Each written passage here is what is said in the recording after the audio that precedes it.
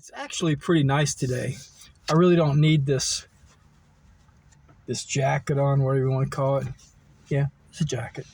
But I don't know, it's nice and warm, but it was a little breezy when I left the house, so I decided to throw it on just in case. I don't know how long I'm going to be out. I'm actually in the next town over from where I live. I went into downtown. I went to one of my 3 favorite coffee shops in the town. And then I discovered another one on a little side street. And I went and just looked in the window, and I thought it was this really small coffee shop, but it goes way back. And there's it looked like I could see like at least 3 rooms of tables and chairs and couches and plush and things like that. So I'm excited about that because that'll give me a 4th coffee shop here in this town. Anyway, I did that, sat outside, and then I went to Chick-fil-A, got a milkshake. I shouldn't have, but I did. And I went and washed out the cup because I'm going to use it for a cup of coffee a little bit later on. And that way I don't have to use Tiny. I have Tiny with me. Tiny's always with me. He's right there in the back. You can kind of see him right there. That's Tiny. That's my little coffee box.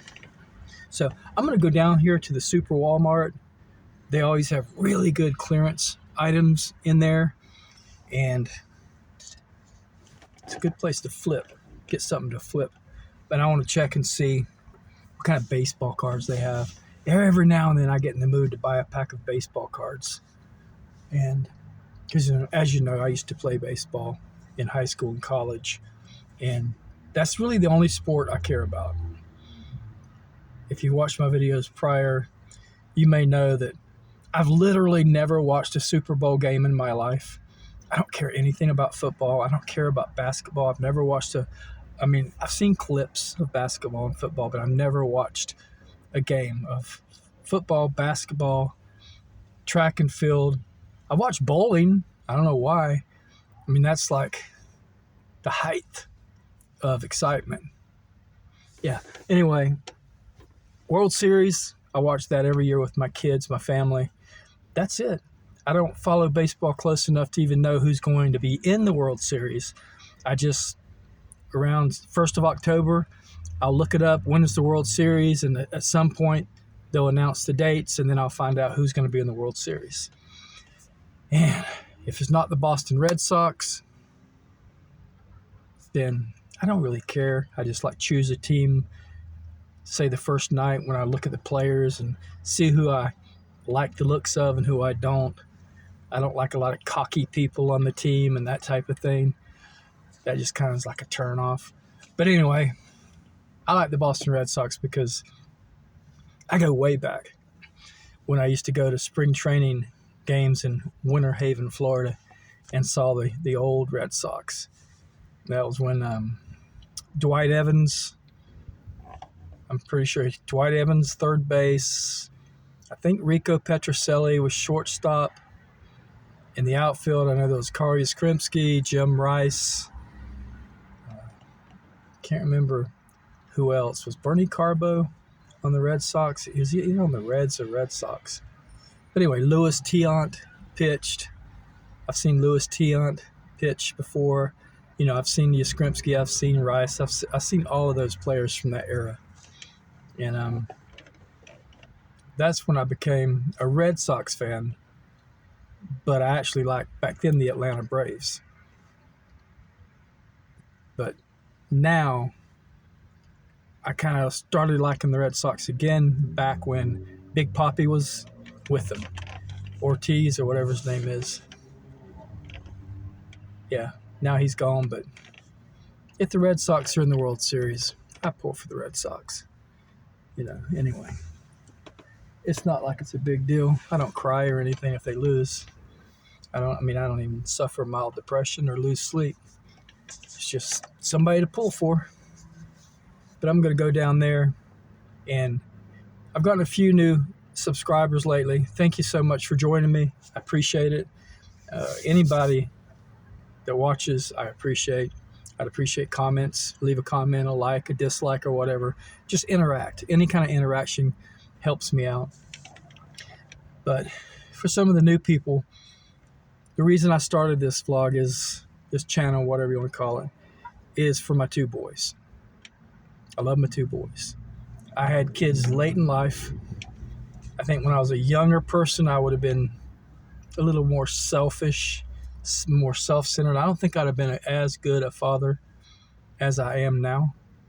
However, you know, once you have kids, you could change like that too. So I can't really say that I wouldn't have been a good father, but I'm a real caring father now. I really care about my kids, my two boys. So yeah, kind of late in life to start a channel, I know, but it's never too late to do something you want to do. And I encourage anybody, if there's anything you want to do, unless it's absolutely physically impossible to do, then do it. Then do it, because it's not too late. I decided to start a channel at my age, and I don't care. I do it for them because I want to kind of leave a video legacy for them. So one day, inevitably, I won't be here. And the grace of God, they will be. You know, unless the rapture comes, and then, of course, I hope that we're all taken up together. But anyway, I digress. The point is, I want to leave something for them to look back on and say, oh, this is what Daddy, you know, was thinking at the time when we were this age, that age. These are the things that we were doing at this age or that age. This is what he stood for. This is who he was, that type of thing. It's 100% for my two boys. I wouldn't have started this channel late in life like this if it wasn't for them. So, because of that, I realize I have no direction. I have no target audience, no special niche or anything like that. My videos are very random, and I know it's hard to build channels like that, but it's for them. So if it doesn't build like maybe a targeted market channel might do, I'm okay with that. I would like to build, and I'd like to reach out and touch people, a lot of people, their lives and stuff, and have them join me. Of course, I want that. I would love that. I want as many subscribers as I can, but I'm not going to target my audience. I'm not going to do all electrical or all art. I'm not going to do all camping in the van. I'm just not going to do that. This is my life. This is a kind of like a lifestyle, my family's lifestyle channel. And it'll build slowly. It is what it is. I'm okay with that. But anyway, when you subscribe, as opposed to just watching, it does help me. If you like or dislike, that helps me. And if you leave a comment, that helps me. And of course, if you share it, wow, thank you. You know, that really helps me. Anyway, didn't I say I was going to go to Walmart? And here I am running my mouth. Yeah, I'm going to go down to Walmart. Okay, see you in a bit.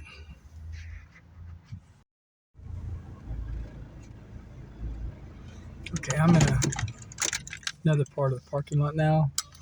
No longer in Chick-fil-A. I'm sitting in front of the door area of Walmart. And I just thought of something. I think I've mentioned this before, but a long time ago. It wasn't a long time ago. It was like, I don't know, 5 years ago. I was in my other van. I had a white cargo van. And one day my wife was behind me and my two boys. And we were going into a grocery store. And you know how people park way out when they have a car, like an old classic or a nice car they don't want, you know, messed up at all, like somebody to open their door on. So they park way out by the road. Well, I was going through the parking lot and I had a migraine headache, and it was so bad it was hard to think. So I had to stop. Because it was so bad. And there was this nice car. I mean, it was like, it wasn't a sports car, but it was an old, like 1980s car. I can't remember what it was, but it was immaculate. You can tell they put a lot of money into it. Nice paint job. The chrome was nice. Beautiful car. But it was 5 years ago, and it was like a 1980s. So it was an old car. Well, it was hearsay, and then there was another car here. And there was quite a bit of... Hold on, let me adjust this. There was quite a bit of space. Okay, that adjusted, and it's like I'm too light. Hold on here. There's quite a bit of space anyway between the cars, but my head, I couldn't think.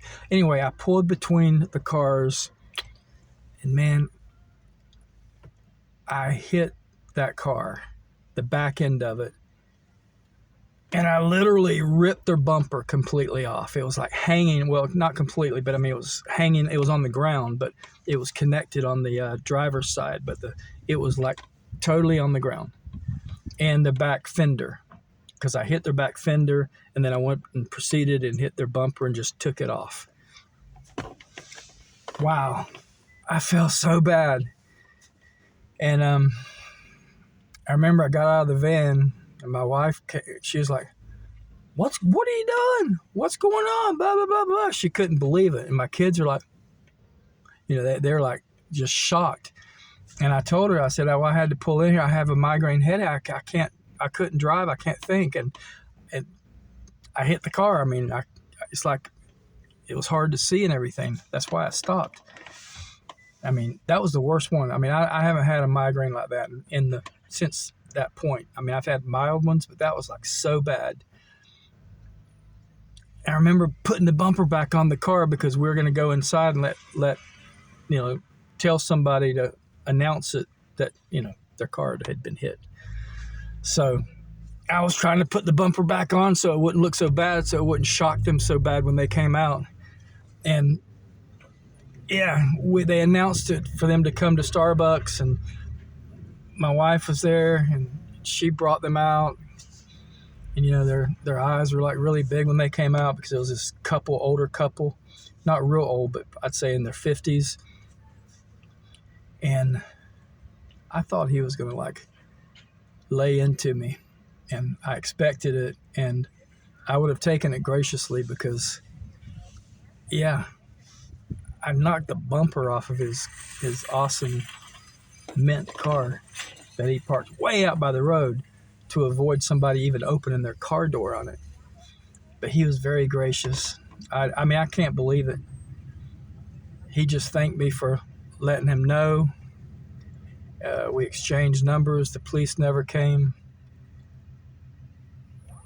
He actually ended up kind of smiling about it, the irony of it, because the irony was kind of crazy, parking way out there thinking you're safe. But then here comes this crazy guy in his big white cargo van with this massive headache, and this just take your bumper off. I mean, we laugh about it now. I mean, I know it's not really funny, but we laugh about it now. Like my kids, they think like, yeah, you remember that time Daddy took off that guy's bumper? It's just, it was bad. I felt really, really bad because, I have a car. I have a 1970 Skylark Buick that was in mint condition. Beautiful, beautiful, beautiful car.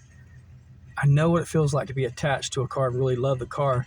And then I had somebody mess it up, and I know exactly who it is. And I've forgiven them for doing that. But anyway, they poured acid on it. They broke the windshield. They punctured all the tires, and they messed it up. So I know how it feels to be violated. That's two different things. One was an accident. One was revenge for something, apparently, or they don't like me or something. But, yeah. My insurance is still sky high. After all these years, still sky high. From that and from... Yeah. This is just coming to mind, too. We had a Ford Mercury SUV, and all my kids were in it. We had gone to a park, and we were coming home. We were on the highway going about 55 to 60 miles an hour like you do on the highway. And we just spent the day at a park. I had painted a couple of paintings. And this was only a couple years ago, 2.5, 3 years ago. And I was in the right lane cruising along, and all of a sudden the back wheel fell off. I mean, the whole wheel, not just the tire. It didn't flatten or anything. The whole wheel fell off. Boom. And the axle went down and onto the road, and I could see like sparks and fire and all that in my rear view mirror. And so could the boy that was sitting on this side. They're like, "Oh, there's a fire, Daddy, what's going on?" And thankfully, I didn't lose control of the car. I was able to negotiate it where I could pull off to the side of the road without, spinning around or anything crazy. And we got out of the car, and it was on fire back there in the back. Now, the fire department came, but before they got there, I had put the fire out. And in the meantime, it was so crazy, I didn't think about, like, where did my wheel go? Well, apparently it was in the middle of the road, and a car hit it. Because we heard, boom, boom, and looked up, and we saw sparks flying under this car as the wheel was caught under the car. And sparks, it was ridiculous. It was at night now, and it was like crazy. You could just see it like fireworks. And it did several $1,000s worth of damage to their car. And we were there for a couple of hours. State trooper came, and all kind of stuff came, and that didn't help my insurance either. So it wasn't just the van incident. It was also that. But my insurance is sky high. The wheel just fell off the car as I was driving. It was very scary. Somebody had to be at fault, right? So that was me. Anyway, everybody, even the person who had their car like really messed up, they were so friendly. They even offered to take the 4 of us home. They were really nice. And the state trooper came up to us and said, "I don't know if I've ever been to an accident where both parties were talking together and laughing and seemingly having a good time. It was crazy." So anyway, it all ended well. So I'm going to go in. Thank you so much for joining me. Love you guys. Please subscribe if you haven't already. Leave a comment and a like, dislike.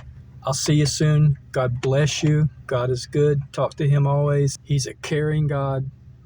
He cares for you. He cares for me. He wants you to open up to him, talk to him. So I'll see you soon. I just wanted to make this quick video to kind of recap what I'm all about, what this channel's all about. So, P.S. I didn't buy anything in Walmart. No clearance. They had no 2025 baseball cards. All they had was like 2021, 22, and 24, but they had no 25. So I'm on my way home. All right. God bless you guys. Take care.